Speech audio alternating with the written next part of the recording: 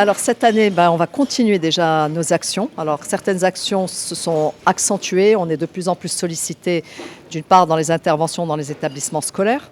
Donc dans les établissements scolaires, on va toucher la cible parents, la cible enseignants, la cible administration, avant d'aller toucher la cible des adolescents. Pourquoi ? Pour qu'il y ait un réel dispositif ou une initiation de dispositif qui soit mis en place dans le cadre de l'établissement. Le Stop Silence continue à recevoir de plus en plus d'appels à l'aide. Donc notre objectif, c'est d'augmenter encore les créneaux horaires, de recruter et de sélectionner plus de candidats à l'écoute et donc de développer les plages horaires pour les adolescents. On reçoit aujourd'hui des adolescents, des enfants, des adolescents, que ce soit en langue arabe, en langue française ou en langue anglaise. Nous allons continuer notre travail de sensibilisation, comme par exemple cette campagne qui s'inscrit dans la Journée internationale de prévention du suicide des adolescents dans le monde. Alors c'est le 5 février concrètement. Cette année, alors qu'est-ce qu'on a fait ? On va continuer notre film Anamek. Le film Anamek est un outil de sensibilisation, de prévention et d'action qui est extrêmement puissant. Donc j'encourage la communauté de manière générale à le diffuser autour d'elle. Quand je dis autour d'elle, ce n'est pas que les journalistes, je parle du citoyen lambda, qui l'entende, qui l'écoute et qui en parle autour de lui, que ça puisse être un sujet de discussion avec les enfants, que ce soit un sujet de discussion entre éducateurs, parce que c'est toute la matière qu'il y a à savoir pour pouvoir venir en aide à un jeune en souffrance, d'ailleurs même à un adulte, d'accord ? Et éviter les passages à l'acte. Vous avez choisi cette année de vous plonger sur les émotions, pourquoi ? Alors, cette année, on a ajouté, on va intégrer un outil qui va venir en soutien, en support au film Anamek, qui va venir en support à toutes nos campagnes de prévention et à notre travail de prévention et de sensibilisation. Oui, c'est un travail qui se fait sur les émotions. C'est un outil qu'on appelle, nous, la roue des émotions et qui, en fait, va être sur la campagne hashtag Parle ton émotion. Elle est parce qu'on s'est rendu compte tout simplement que les mots, quand il manquait dans le vocabulaire, dans le champ lexical émotionnel, était un frein à l'expression de la souffrance. Le jeune, ou même l'adulte encore une fois, a besoin des mots. Il a besoin de mots. On peut exprimer sa souffrance, oui, par le corps, par l'art, mais le mot reste encore le véhicule, le langage le plus direct. Et pour cela, on se rend compte, dans notre travail de terrain, on se rend compte que, en Delija, le champ lexical émotionnel est très, très réduit. Et même en français, même s'il est loin d'être réduit, qu'il y a une palette de vocabulaire sur les émotions, elles sont très peu utilisées. Donc notre objectif n'est pas de faire des ateliers sur les émotions, ce n'est pas de nous substituer au rôle pédagogique que doivent avoir les enseignants ou l'éducation sur les émotions. Nous, notre objectif, c'est aujourd'hui de pouvoir, dans le cadre de notre campagne, profiter de nos campagnes de sensibilisation et nos actions de sensibilisation pour offrir un outil qui va apporter les bases des émotions. On va appeler ça plutôt des émotions de base, d'accord, qui vont être données aussi bien en langage Delija, mais qui est utilisé par les jeunes, par les adolescents, et en français. Plus tard, j'espère qu'on pourra le faire en anglais et en ch'ha. Donc c'est un outil qui va évoluer, ce n'est pas un outil thérapeutique, ce n'est pas un outil pédagogique, c'est vraiment un outil de terrain parce qu'on s'est rendu compte qu'on en a besoin, nous, dans notre travail, pour pouvoir justement donner la possibilité à un jeune de créer le lien avec son environnement. Aujourd'hui, nous avons invité la presse dans le cadre d'une conférence de presse pour lancer notre campagne de sensibilisation annuelle, qui est la campagne de prévention du suicide de Sourire de Reda. Alors, la campagne de prévention de suicide de cette année, elle porte sur une thématique qui est l'expression des émotions. Parle ton émotion. L'objectif de cette campagne, il est double. Le premier est de permettre aux jeunes de reconnaître et d'identifier leurs émotions et de pouvoir en parler ouvertement et librement autour d'eux. Et l'autre objectif, du côté des adultes, c'est de leur permettre d'avoir un champ lexical commun avec les jeunes pour comprendre ce jeune lorsqu'il parle de son émotion, lorsqu'il parle de sa colère, de sa frustration, d'anticipation, de tristesse ou de joie. Le jeune va employer des mots, un vocabulaire, un champ sémantique qui est propre à lui, qui n'est pas toujours compris par l'adulte. Donc l'objectif de cette campagne, à travers cet outil qui est la roue des émotions, est de créer un langage commun entre le jeune et l'adulte pour pouvoir parler des émotions de manière libre et pouvoir être accueilli dans son émotion, pouvoir être écouté lorsque le jeune parle de son émotion. Quels sont les mots qui doivent alerter ?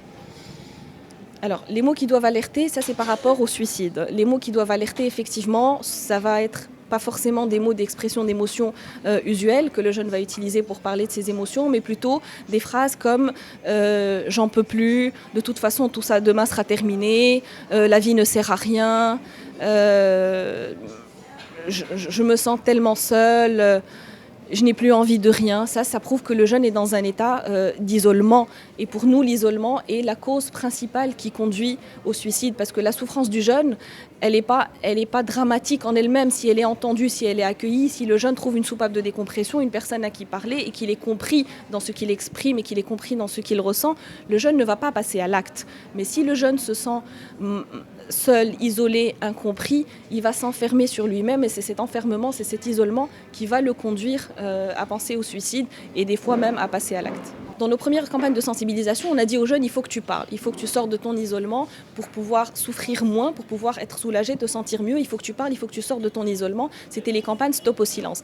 Dans un deuxième temps, on a développé des campagnes de sensibilisation pour dire aux adultes dans l'environnement du jeune, grâce à la campagne Anamac, vous êtes tous des super-héros, nous sommes tous des super-héros du quotidien, nous avons tous le pouvoir d'aider un jeune simplement par un geste, un regard, une écoute, une présence, être un vrai soutien pour le jeune. Maintenant qu'on a dit au jeune qu'il peut parler, qu'on l'a aidé à identifier des ressources autour de lui qui peuvent l'aider, il fallait qu'on l'aide à avoir un champ lexical, un vocabulaire, des mots à mettre sur ces émotions-là. Donc on a développé la roue des émotions qui va lui permettre de trouver les mots pour parler de ce qu'il ressent. Un jeune, lorsqu'il est en colère, il n'a pas toujours les mots parce que ça le tiraille, parce que c'est plus fort que lui, parce que les émotions sont très violentes, elles sont très confuses. Il n'arrive pas à les identifier, à les reconnaître, il n'arrive pas à mettre des mots dessus. Et au-delà de ça, lorsqu'il met ces mots de jeune en français, en derija, sur cette émotion-là, l'adulte ne va pas le comprendre parce que l'adulte, il a un autre champ lexical, il a d'autres préoccupations, il a une autre façon de s'exprimer. Donc nous voulons rétablir ce lien entre les jeunes et les adultes pour avoir un champ lexical commun, pour créer des opportunités de communiquer, de partager, de s'ouvrir à l'autre. Parce qu'un jeune qui parle,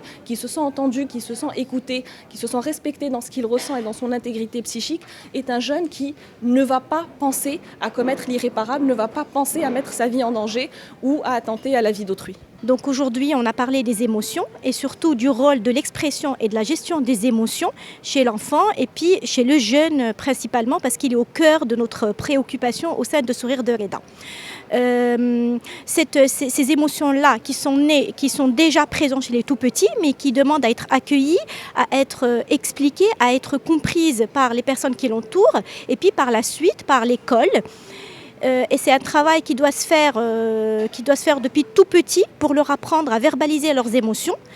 Il faut savoir que le langage est le support essentiel de l'expression des émotions parce qu'on voit de plus en plus chez les adolescents des difficultés à exprimer leurs émotions, des difficultés à les comprendre et par conséquent, on a des passages à l'acte, on a des troubles du comportement chez l'adolescence et puis surtout, on a une souffrance qui a du mal à passer, qui a du mal à être communiquée aux personnes qui l'entourent parce que des fois, les adolescents, ils n'arrivent pas à trouver les bons mots et même quand ils trouvent des mots, c'est leurs mots à eux que l'adulte n'est pas forcément apte à comprendre. Le rôle des parents, comme on a dit, chez le tout petit est justement aider cet enfant à identifier, à nommer son émotion, ensuite l'aider à la gérer.